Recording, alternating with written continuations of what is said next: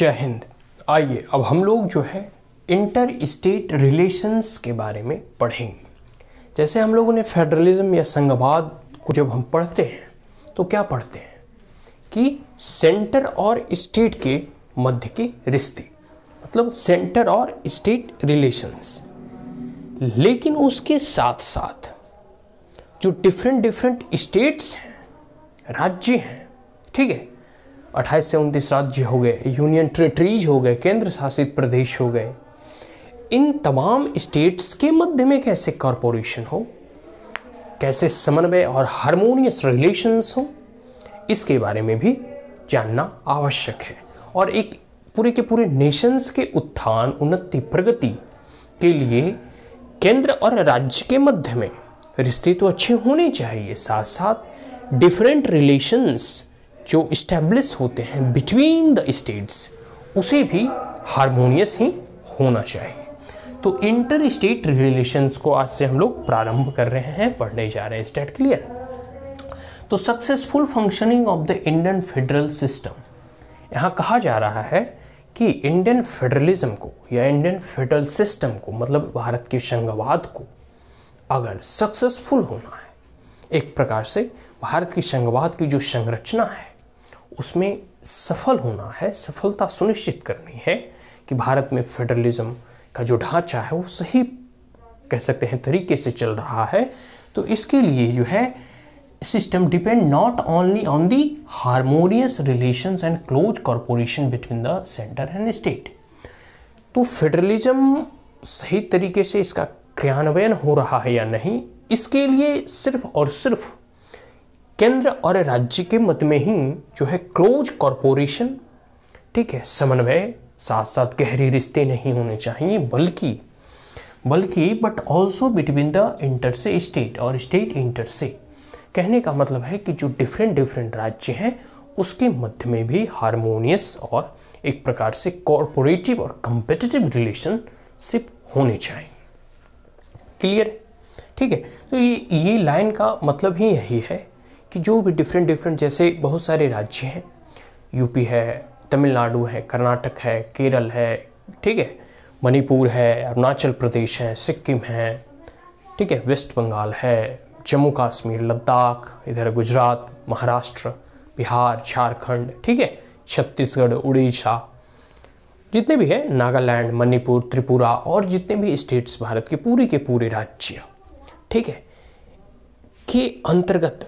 अब जैसे है कि यूपी वाले को तो केरल से उतना कॉन्फ्लिक्ट नहीं होगा क्योंकि सीमाएं बहुत दूर है, ठीक है, लेकिन अब जो जैसे केरल है और तमिलनाडु है और एक प्रकार से इधर कर्नाटक है, तीनों सटे हुए हैं, तो देखते हो कभी कभी कॉन्फ्लिक्ट अराइज हो जाता है बॉर्डर को लेकर, कोई लैंड को लेकर, कोई डैम को लेकर, कोई रिवर वाटर शेयरिंग को लेकर, ठीक है। इसी प्रकार डिफरेंट जो मतलब सटे जो राज्य होते हैं ना, उसके मध्य में कॉन्फ्लिक्ट कभी कभी होते रहते हैं। स्टेट की है जैसे असम और कभी कभी नागालैंड, मणिपुर, मतलब जो भी स्टेट, मतलब एडजेसेंट स्टेट होते हैं ना, जो साथ में होते हैं, मतलब एक दूसरे के बॉर्डर शेयर करते हैं एक दूसरे के साथ, उसके मध्य में कभी कभी बॉर्डर्स को लेकर, मतलब ये एरिया आपका, ये एरिया हमारा, फिर ट्रेड को लेकर, रिवर वाटर को लेकर और बहुत सारे मिनरल रिसोर्सेज को लेकर कॉन्फ्लिक्ट होते रहते हैं, ठीक है। इसमें कुछ संवैधानिक प्रावधान दिए गए हैं, ठीक है, कॉन्स्टिट्यूशन के जरिए, ठीक है, कॉन्स्टिट्यूशनल प्रोविजन है, संवैधानिक प्रावधान है, उसके बारे में हम कुछ जिक्र करेंगे। कुछ 4 पॉइंट है कि adjudication of inter state water dispute.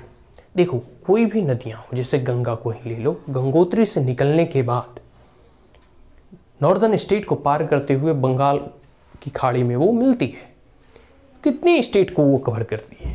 या फिर कोई भी नदियां हो, छोटी बड़ी नदियां हो, ठीक है, नदियां जो है आपके या फिजिकल और पॉलिटिकल बाउंड्री को वो नहीं जानती, वो तो higher concentration to lower concentration irrespective of different country, different states.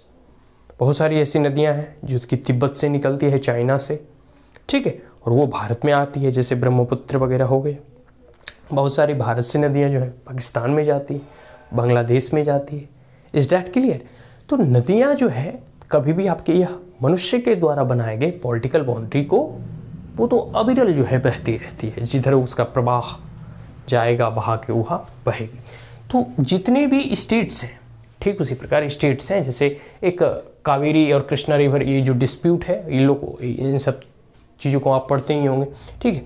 तो इंटर स्टेट वाटर डिस्प्यूट जो है डिफरेंट स्टेट के मध्य में किस प्रकार से रिवर वाटर शेयरिंग को लेके कॉन्फ्लिक्ट होते रहता है, उसको लेकर जो है सेंटर के पास अधिकार है, क्योंकि सेंटर ही सबसे सुप्रीम होगा।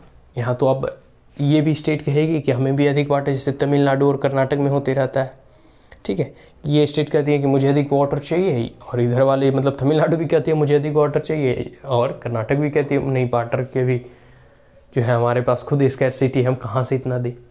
तो दोनों के मध्य में कॉन्फ्लिक्ट हो तो कौन यहाँ जो है सुपरवाइजरी का काम करेगा? सुप्रीम कोर्ट, नहीं तो केंद्र सरकार, क्योंकि केंद्र जो है नियम बना सकती है। Coordination through enter state council, साथ साथ इंटर स्टेट काउंसिल बनाने की बात कही जा रही है कि डिफरेंट स्टेट को मिलाकर एक काउंसिल बना दिया जाए, ताकि स्टेट के जितने भी मुख्यमंत्री हैं, फिर जितने भी उसके मंत्री वगैरह हैं, सब आपस में बैठकर थोड़ा बहुत विचार विमर्श करें, बीच बीच में निर्णय लें। आपके भी 10 से 10, हमारे भी 10 से 10, आओ बैठकर मिलजुल कर बात करते हैं। ये सारी चीज़ें हैं, ठीक है। और आगे है mutual recognition of public act. जो पब्लिक एक्ट्स होते हैं, ठीक है, उनका जो है एक प्रकार से म्यूचुअली रिकॉग्निशन करें। रिकॉर्ड्स है, जुडिशियल प्रोसीडिंग्स है, ठीक है, ये सब का भी प्रावधान किया गया है, ठीक है। आगे है freedom of inter state trade.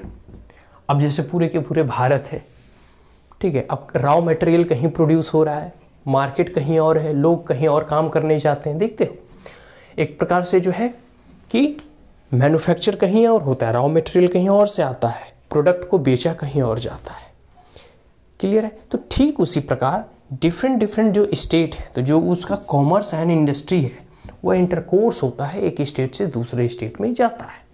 Clear है? जैसे झारखंड से कोयला निकलता है, कोयला वहाँ से निकलता है, रतन टाटा का स्टील प्लांट वहाँ है, ठीक है, टाटा स्टील, टाटा नगरी। अब वहाँ से जो है स्टील वगैरह आते हैं, तो उस स्टील को हर जगह बेचे जाते हैं। गुजरात में देखो बहुत सारा मैन्युफैक्चरिंग इंडस्ट्री वगैरह है, ठीक है, बनारस की मतलब कह सकते हैं कि बहुत सारे अगर इंडस्ट्री है। उधर आपका बेंगलोर में देखो IT सेक्टर है। तो हर जगह जो है कुछ ना कुछ खूबियाँ हैं। तो वहाँ उस चीज़ को मैन्युफैक्चर करने के बाद उसके मार्केट डिफरेंट जगह है, वहाँ बेचे जाते हैं। फिर डिफरेंट जगह के लोग जो है व्यापार के लिए आते जाते रहते हैं। ट्रक हो गया, ट्रांसपोर्ट हो गया, रोड हो गया। तो इन सब डिफरेंट स्टेट्स में कोई कॉन्फ्लिक्ट ना हो, और कॉन्फ्लिक्ट अगर हो भी जाए तो तुरंत केंद्र उसमें दखल देती है और सॉर्ट आउट करती है। तो संवैधानिक प्रावधान किए गए हैं कि अगर कोई कॉन्फ्लिक्ट हो या फिर इस कॉन्फ्लिक्ट को हटाने के लिए जो है एक जोनल काउंसिल बना दिया जाए, एक कह सकते हैं इंटर स्टेट काउंसिल बना दिया जाए, ताकि उस विवाद का निपटारा हो सके। आगे है zonal council have been establish by the parliament. और जोनल काउंसिल जो है पार्लियामेंट के द्वारा एस्टैब्लिश किया जाता है। प्रमोट इंटर स्टेट कॉर्पोरेशन, ताकि राज्यों के मध्य में जो है कॉर्पोरेशन, समन्वय, हार्मोनी जो है, समरसता बने रहे। क्लियर हो गया? अब इसके जितने भी प्रावधान हैं, इन तमाम चीज़ों को हम एक एक जो है वीडियो में करके डिटेल में समझने का प्रयास करेंगे। Is that clear? Thank you once again, and if you are the first time on my channel, then like it, share it, as well as subscribe it, also press the bell icon. And if there were any queries, comments, suggestion, advice, you may comment in the comment box. Thank you once again, have a great day.